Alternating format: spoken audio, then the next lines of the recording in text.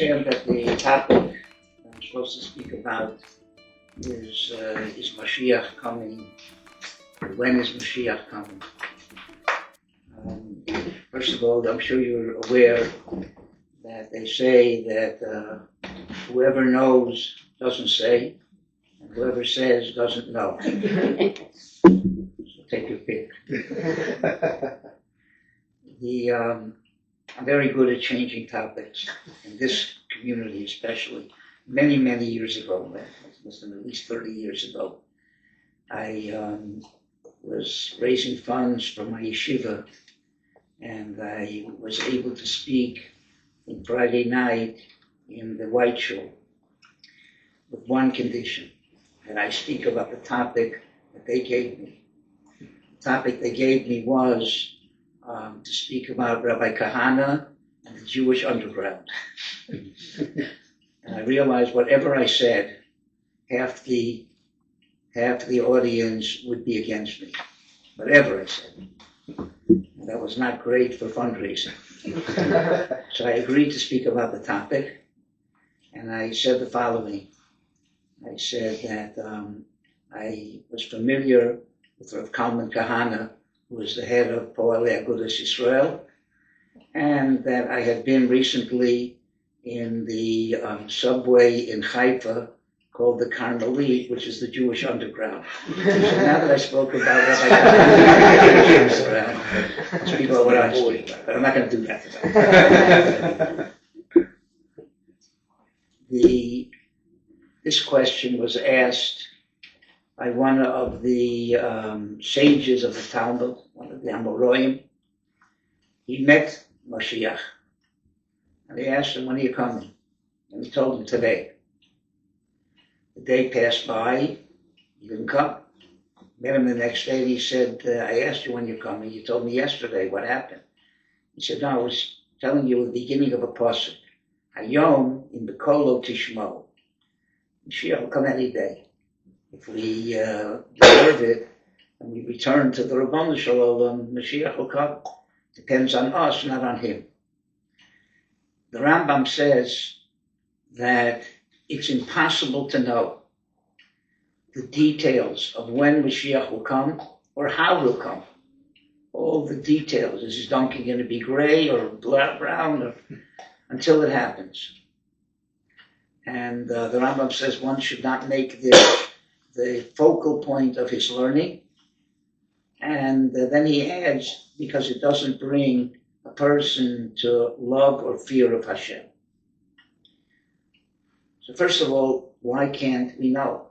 The Rambam says that there was never a tradition given not to the Nevi'im and even not to the Chachamim. Why not? It would be interesting to know the details of Moshiach. The Rambam also says that just included in that is making calculations as to when Mashiach will come. So first we have to understand why that's the case, and what we can do and what we can't, and why. One reason that we can't possibly know when exactly Mashiach is coming, because it's a very fluid thing. Mashiach can come in two venues. Either what's called the Ita, which is the final deadline date. HaKadosh Baruch Hu created the world to exist, this part of the world, part of history, to exist for a certain amount of time. And this is the time when people earn their reward. And then there's a time when the reward is given. That starts with the Mosiach Moshiach, and then Tchias HaMesim and Olam Haba. And that's a deadline. There's a time that the Rabban Shem ordained that only he knows when the deadline is. However, if we deserve it, it can come earlier. That's called Achishem.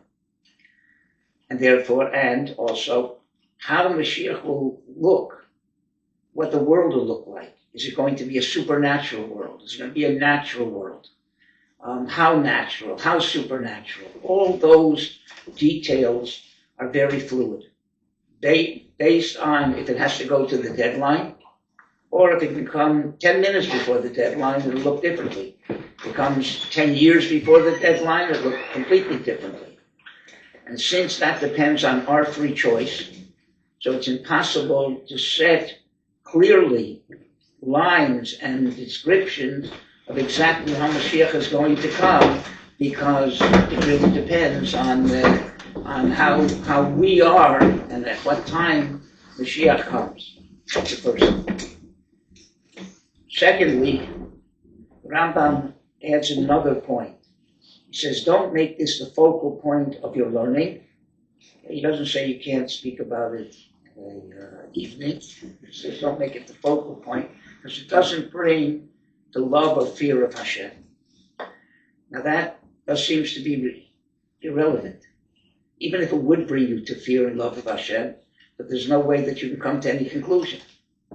So why waste your time speaking about this when you can speak about other things that will bring you to love and fear of Hashem? Why does the Rambam add that point?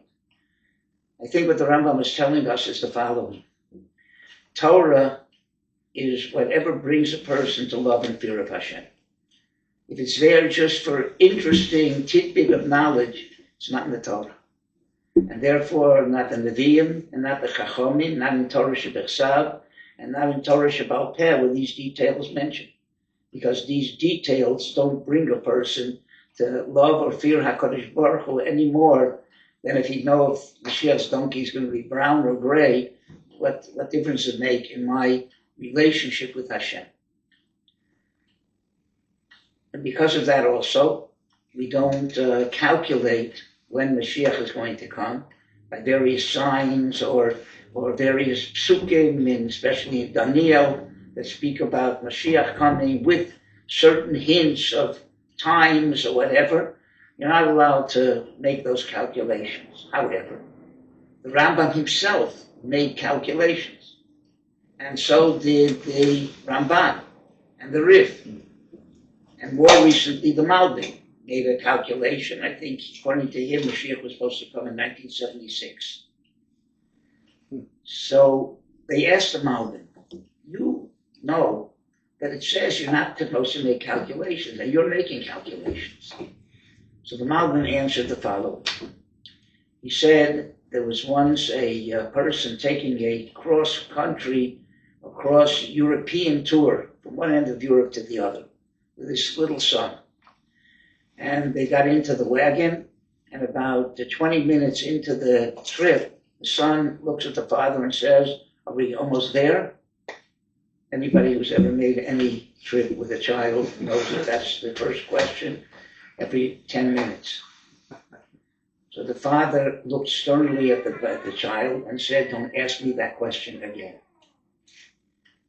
About 2 weeks later, the father taps the wagon driver on the shoulder, and he says, are we almost there? The son looks at the father, he says, you told me not to ask that question again. And now you're asking the same question. The father said, when you asked the question, we were 2 weeks away from our destination. But if I would have told you we have 2 more weeks to go, you would have given up hope. Now we're almost there. Now's the time to ask. Are we almost there? Said the Malbim, in the time of the Gemara, if they would know that Mashiach was going to be 1,000, 2,000 years later, they'd give up hope. But now we're almost there. Now's the time to ask, which means that the question earlier would not bring a person to Abbas Hashem or Yiras Hashem. It would bring him that if the calculations were wrong, to give up hope. But now it's imminent anyway. So now's the time to ask. Because of things going on in the world now, especially the players, the various countries that are involved, the countries that represent Persia and the countries of Ishmael and the countries of Esau, the Edom. There's also Russia and America. So there are a lot of signs that things are coming to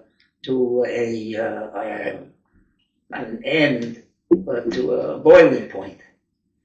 So people are concerned, and people want to know what's going to be.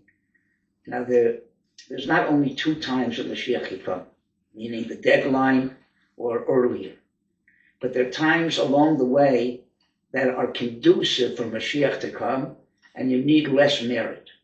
So when they made all these calculations, the Rambam and the Riv and the Malbim, they weren't necessarily wrong. What they calculated were either very significant times in the events that will bring about Moshiach, and we don't know what those were. For instance, if somebody would have prophesied that 80 years before they left Egypt, something significant was going to happen that represented the redemption. So he would have been wrong, because that was when Moshe Rabbeinu was born. But no one could have known it at the time, only looking back and seeing how the events developed, that 80 years before there was something very significant that happened. So it could be that all of the times that the Rambam or whatever were significant times. We won't really know how significant they were until we get to the end and look back and see, well, this caused this and this caused that or whatever. So that's a very big possibility. Also, there are times when it's easier for Mashiach to come, for various reasons.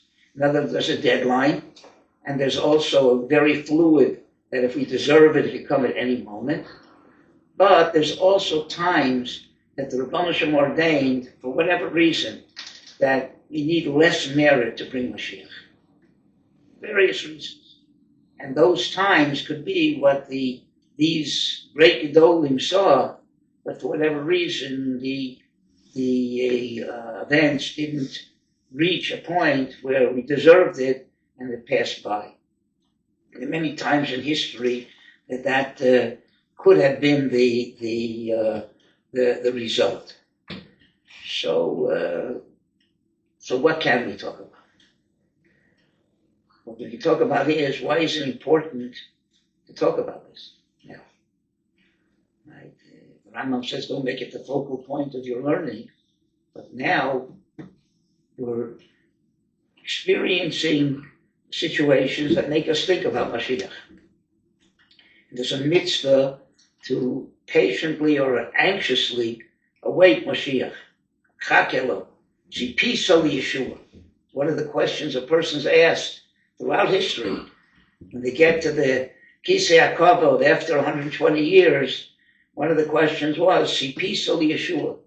Did you look forward to the final salvation? What's special about looking forward towards it? It's going to happen, it's going to happen. Why do I have to? But the idea is that Mashiach is going to be the ideal situation in this world for keeping Torah and mitzvahs.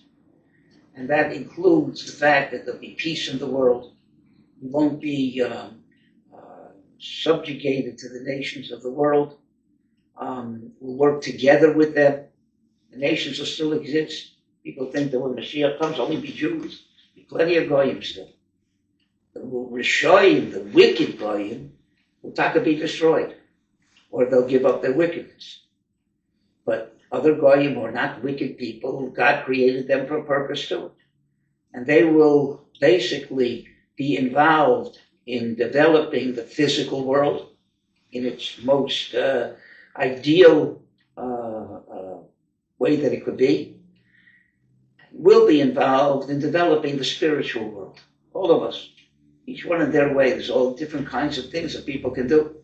Some people can sit and learn Torah, and some people can do chesed, and some people can do certain mitzvahs and other mitzvahs, and everybody will contribute towards the perfection of the world. And that way, the generation that is around at that time will be able to get the greatest Olam Haba they can get. But Klal Yisrael is not generation after generation. Klal Yisrael is one continuum of all the generations. So all the neshamas of all time will benefit from what that final generation benefits from. And the benefit will spread over all the generations. So that's what we're looking forward to an ideal situation. The Rebbe wants to see if we're ready for that. So if you look forward towards that, that means that that's something that would be positive in your life. But if you're not looking forward towards it, that means you're very happy the way things are now, and you don't need any change. You don't need any change, so why make any change? Maybe we don't deserve the change. But if we're looking forward to a time that the world will be a more perfect world, and that basically is more of a spiritual world, so then the Rebbeinu Shalom said, if that's what you want, then I'm willing to do my part and give that to you. If that's not what you want, then not only don't you deserve it, but a world like that may be oppressive to you. Right? Why would you want to be in a world that you're not interested in those kind of things? So it's another reason why it wouldn't come. So therefore, the more that a person shows that the type of world that Moshiach will bring is a type of world that he would like, and if he had the opportunity, he'd grab it in a minute. And if he can't, then at least he'll live his life as much as he can similar to that without that perfection coming. Okay, I can't have the perfect situation, but as much as I can live my life, right, and mimic what that perfect situation would be, I show that that it's important to me. And if it's important to you, then the Rebbeinu Shalom is willing to give it to you. If it's not important to you, first of all, you don't deserve it, perhaps. And secondly, it's not going to be a present, it's going to be a liability. So I think what we can do is to learn about what the ideal situation would be in all different scenarios and to live our lives accordingly. That's what the chikui for Moshiach, looking forward for Moshiach coming, should bring a person to do. The Orach Chaim HaKodesh brings down a Zohar.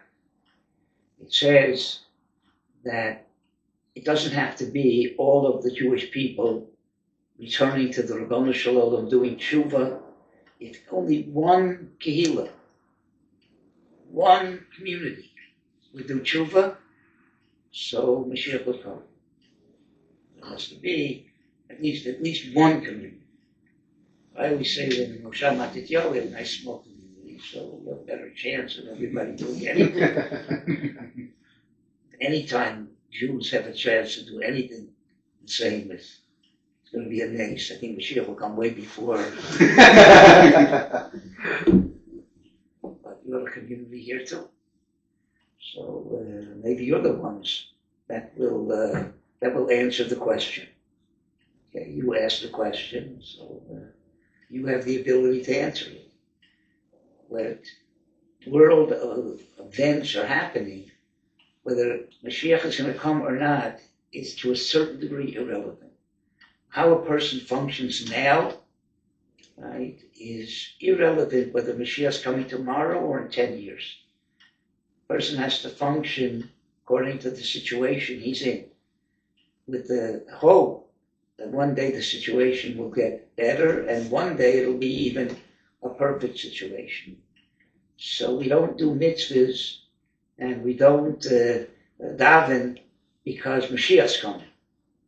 We do it because the Rebbeinu Shalom wants us to take advantage of every situation we're in. Sometimes the situations are very, very good. Sometimes they're very, very bad. But if a person knows how to function in all different situations the proper way, then that's what the Rebbeinu Shalom wants of a person. Somebody once asked me, a little background to the question, why I had to answer it. A person, Rabbi Mendelovich, explains when it says in the Mosiach of Rosh Hashanah that the Rebbeinu Shalom judges Maaseh Ish, deeds of people, upikudaso.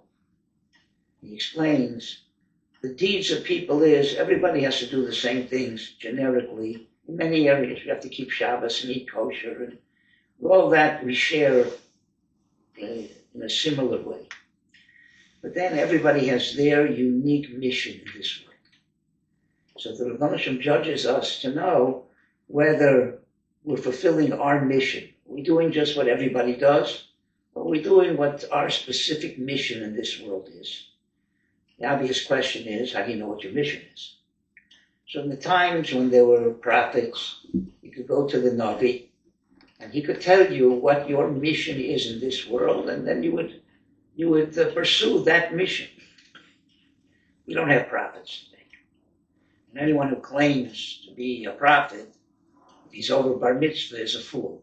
It says that prophecy was taken away from the Nevi'im and given to children and fools. So,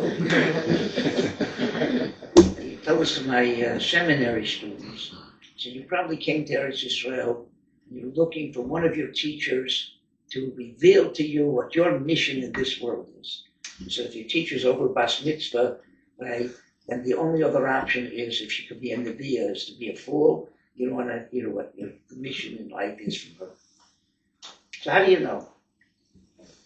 Somebody once asked me this question, and I couldn't not answer them. The person was dying of a brain tumor. The doctors gave up hope. They said that there's nothing more they could do. They did everything they could do. They sent him home, and they said within the limitations of nature, within a few weeks, you will no longer be in this world. He knew that. So I remember he called me on Som Gedalia, and he said he has to speak to me immediately, very, very urgently. I figured he wants to ask me, why is this happening to me? So I prepared a little bit in my mind what to tell such a person. But when I came to him, he said, look, I have no complaints against the Rabbi Shalom. He was in his 50s, nice family. He said, I have, Baruch Hashem, a very fine life. I'd like to live longer, but I'm not going to complain to the Rabbi Shalom what he's doing to me. He gave me plenty of good life or whatever. It's not what's bothering me. What's bothering me is, I want you to tell me that I fulfill my mission in this world. I was extremely flattered, because he assumed that I knew what his mission was, and he assumed that I knew if he fulfilled it. I have to be God. You know that, so I was really flattered that he brought it that. But I could not answer him. I couldn't even say I'll get back to you in a few weeks. That was not an option. I'll tell you something.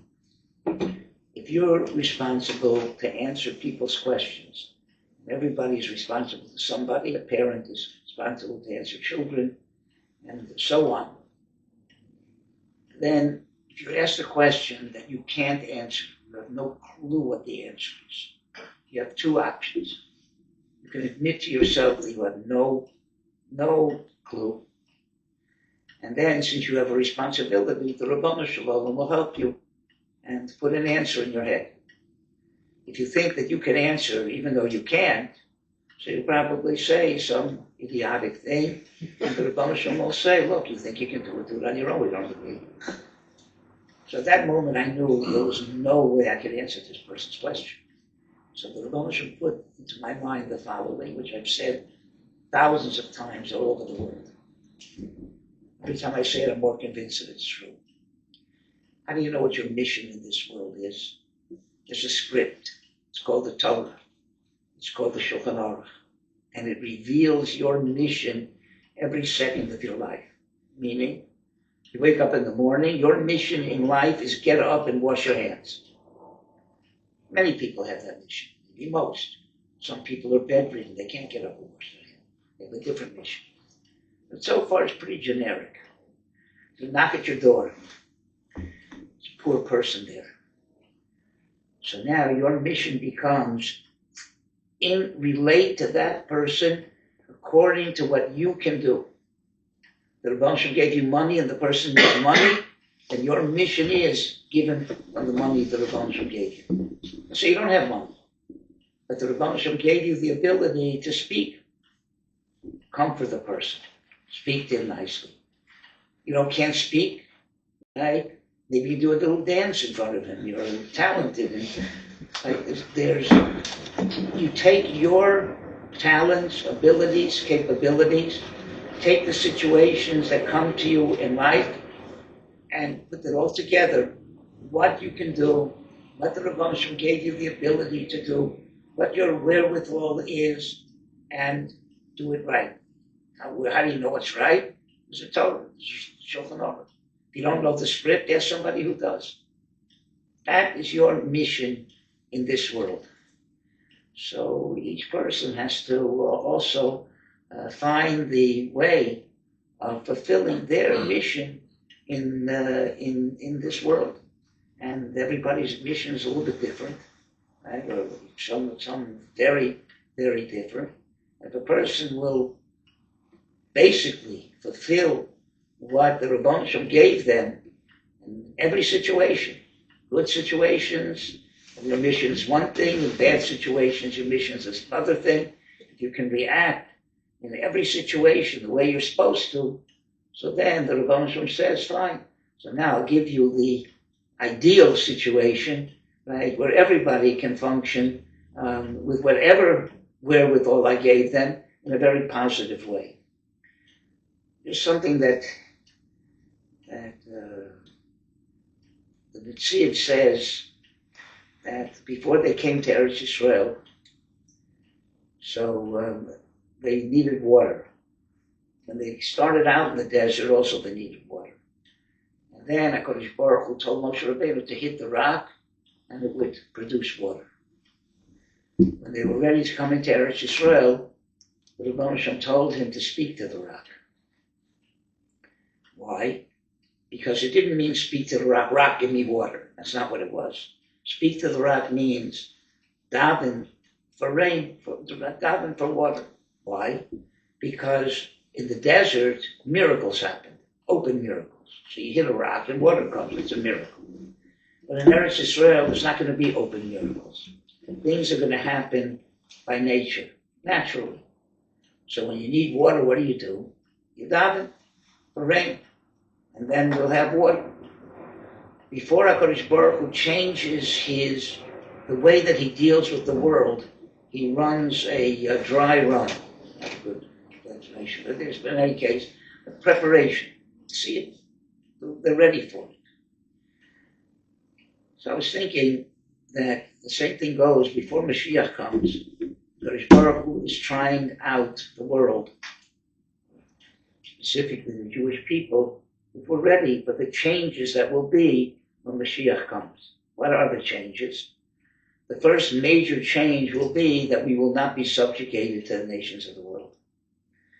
Where's the preparation for that? America. Up until America, we're subjugated, even in good countries, even countries that conferred on us rights, right? But they conferred the rights. They could take them away. But America is not, nobody's conferring the rights on the Jewish people, but they're inalienable rights that everybody deserves. So we're not subjugated necessarily to a government, right? But the whole idea of democracy is that you have this right, you're yourself. You're not being conferred by anybody. So it's a test of freedom. Some people are passing the test, some people not. Some people using that freedom to be able to practice Yiddishkeit in a very, very fine way and to run a very, very fine family life and so on. And some people are using the freedom to be free from the Torah. So some people are passing, some people not. But that's part of the test. After that, what's the next difference is going to be when Mashiach comes? We'll all be in Eretz Yisrael. So the Rebbe Shem gave us a portion of Eretz Yisrael to see. Not everybody can pick up and go to Eretz Yisrael. It's not what has to be done now or should be done now. There are people who definitely should not go to Eretz Yisrael. There's people who definitely should go to Eretz Yisrael. Depends very much individually on a person's various factors that include many, many things. But the Rebbe Shem is testing us to see, okay, I gave you a portion of Eretz Yisrael. Those people who can go there, are they going there? The people who can, at least do they feel that if things would be ideal, they would go. But it's just that circumstances prevent them. So Are you appreciate what the present I gave you? Are you utilizing it properly? Are you at least recognizing that without that you're missing something? That's the next test. Some people are passing, some people are not. And then we'll have the Beis HaMikdash, we'll have all the Mekomos HaKadoshim. So the Rebbe gave us back a portion of them. He gave us the Kosel HaMaravi, he gave us Kivrei Avos in Hebron. How do you relate to that? Right? Do you appreciate it? People can go there and daven there, are going to daven. Can we treat you with the proper respect? It's also part of the test. Before I give you back a whole Beis HaMikdash, how do you deal with one wall of the Temple Mount? And the last thing will be different is all Jews will be together in Eretz Yisrael. All different kinds of Jews. Okay, Russian Jews and American Jews and Persian Jews and Kibbutz Golios. When we bench Rosh Chodesh, we say, Yigal Osonu B'Karo, we're looking that God should redeem us soon, and we end with Chaverim Kol Yisrael. Why?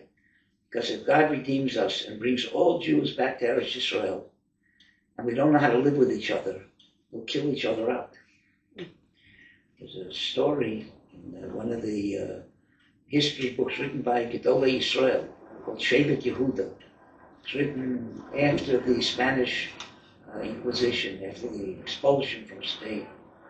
So there he says there were two Portuguese kings. And one of them said, I want to eradicate the Jews in my provinces. The other one told him it's not a good idea. Historically, anybody who raised their hand against the Jews didn't fare well. But if you want to get rid of them, I'll tell you how to do it. So put them all on an island, all the Jews together on one island, and tell them to choose leaders. They'll kill each other out. You won't have to touch them. So we have a history of not knowing how to get along with each other. So the next test was Jews will come from all over. Ethiopians and Russians. You go by the coastal to see the entire world represented there. And Moshe wants to see, can you get along with other people, other Jews who are not exactly like you or not? And after the Rebbe grades all these tests, and hopefully he does it on a curve, so we have a chance of passing. And then, what's it called? The Rebbe will say, I see, I tested you all the things, and it seems like if I bring Mashiach, it will be a very positive thing. And that's the time that Mirz Hashem Mashiach will come. So the answer to the question was, it depends on us. Each person can contribute a little bit towards that world now that will be the kind of world that is ready, and that Mashiach will be a positive thing, and not chas v'sholom something negative, because we're not ready for it. Anybody have any questions? Yeah. I heard that the Rambam says that all of the different Nevi'im and Tanaim and Amoraim desired Mashiach so that they could be kind of a bigger chilek of Olam. But isn't our Yetzer Hara going to be somewhat curved, right? We're going to have a Lev Basar, and so we'll have a different. It seems like it'll be much less of a Yetzer Hara, if any. So wouldn't you gain more schar in Olam Haba for overcoming harder tests than a more subtle, easier one? Excellent question. Since the Gemara says that Yemos HaMashiach is called Yomim She'ein Li Bohem Chayfetz. So I'm not so interested in them, because like you said, the Yetzer Hara is strong and you overcome it, so you get a lot more reward. And in the time of Mashiach, there'll still be a Yetzer Hara, but it'll be mitigated because everything will be so obvious that it'll be much easier for people to choose what's good than to choose what's bad. So that's seemingly a negative thing. since the Rabbi Shalom ordained that there's a certain time for Olam HaBechira, time when that struggle is the purpose of creation, and then there's a time to receive the reward. Olam Haba, Tchias HaMeisim, according to most opinions, there's no more mitzvahs, there's no Yetzer Hara at all, but then it's the time to get your reward. And as Moshe created the world, there didn't have to be a time to conquer your Yetzer Hara or to have a Yetzer Hara.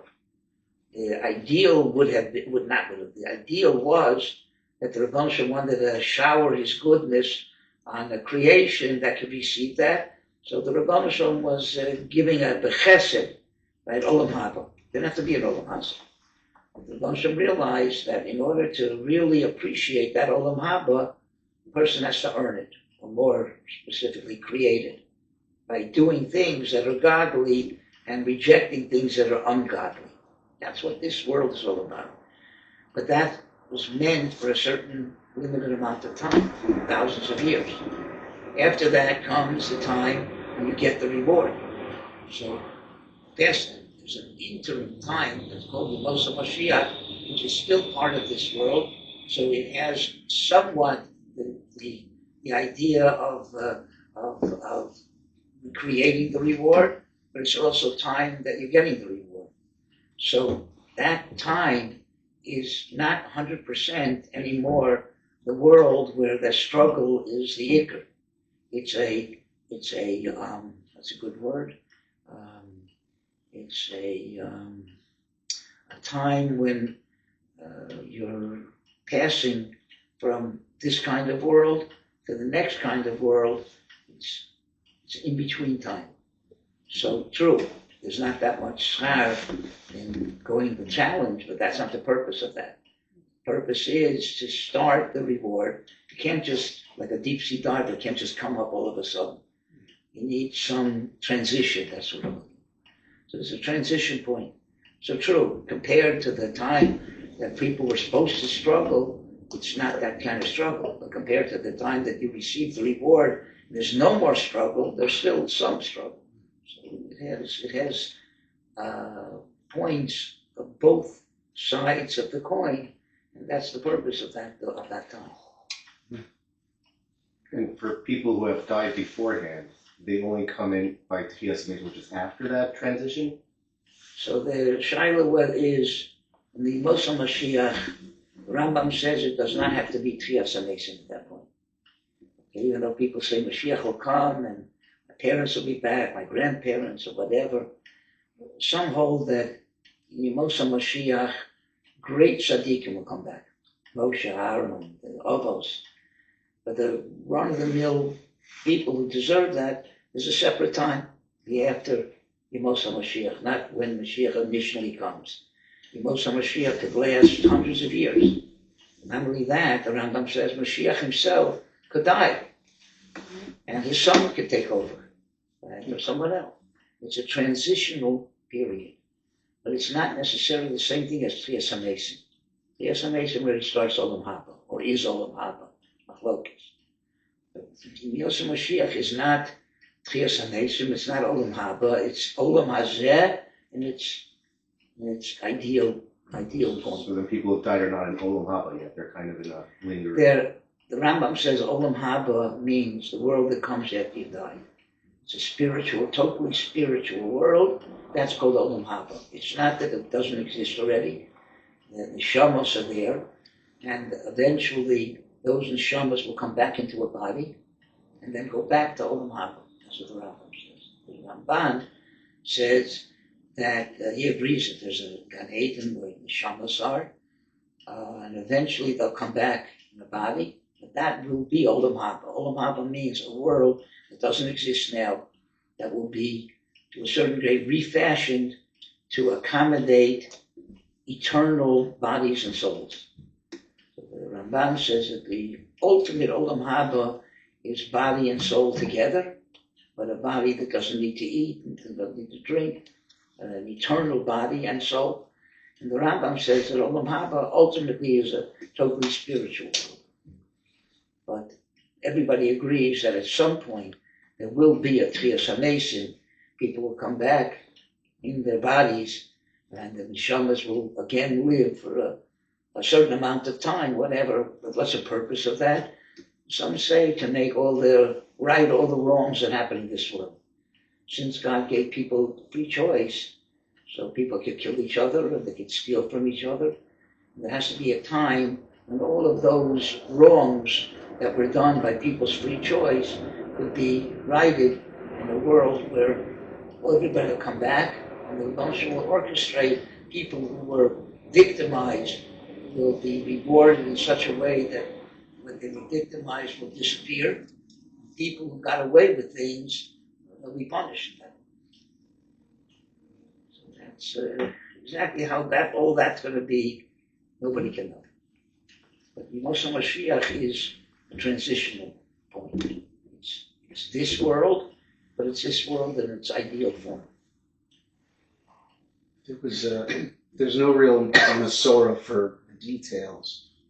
Mashiach comes. How come the Rabbi said that there's hints in Daniel and maybe other psukim and other. So the Rambam says there's no Masorah, and since there are psukim, the Chachamim basically argues, a lot of arguments, because since there is no Masorah, this one can learn it this way, this one learn it that way, and never come to a conclusion. He mentions that specifically, so because of that, right, all they can do is see what the psukim seem to say, and therefore there's a lot of disagreements. Why have that in the psukim if there's no Masorah that comes? Only that we should know, that have no even though we don't know exactly, but we should know that these are the possibilities. That in itself gives a person more of a desire for it to come. In other words, even the different possibilities are something that a person should desire.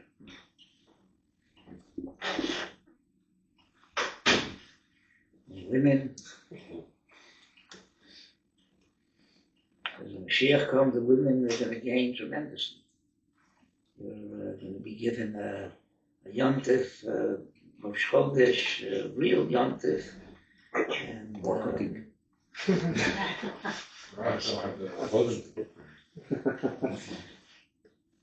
Is there going to be Nevuah when Mashiach comes? Yes, will come back when Mashiach comes. Whether Mashiach himself will have Nevuah is shy. But there'll be Novi will come back at that time. There'll be a Sanhedrin, there'll be Chachamim with Smicha. So all the Rambam says that the world will return spiritually and physically to its ideal state. On the one hand, the Rambam says that it's Olam K'min Hagov Noi. It's going to be a normal, natural world. And he describes it in a way that doesn't seem normal and natural. There won't be any sickness, there won't be any competition, all of the luxuries will be like the dust of the earth will be available. That doesn't sound natural. I always like to compare it to the following. Imagine a person who grew up in a home for crippled people. And the policy of that home is no one is allowed to enter that home if he's not sitting in a wheelchair. This way everybody feels equal. And therefore all the doctors wheel around in wheelchairs, all the nurses, the kitchen help, everybody. And if you come there, you have to sit in a wheelchair and wheel around. And we have a youngster who was born to parents who were in that institution. They have some genetic disease, and he was born crippled. He's never been out of that institution. And he's been wheeling around for 18 years. And one day he wheels outside the institution and comes face to face with somebody walking on two legs. What's his reaction? This is a miracle. This is not normal. But the truth is that's normal. He's just got so used to a handicapped world that he thinks that the normal world is miraculous. That's us. The ideal world is the way it was before the Chet of the Machav. Since then, the world has become very handicapped. One thing after another. And so we're used to a world where there's sickness and where there's poverty and whatever. We think that's a normal world. but it's not. That's a handicapped world. So in the normal world, right, which is what the Rambam describes, there's no poverty and no sickness or whatever, we think that that's miraculous. That's not. That's Olam K'nei Olam. That's the normal world. But we're used to the handicapped world, so we think that that's a miraculous world.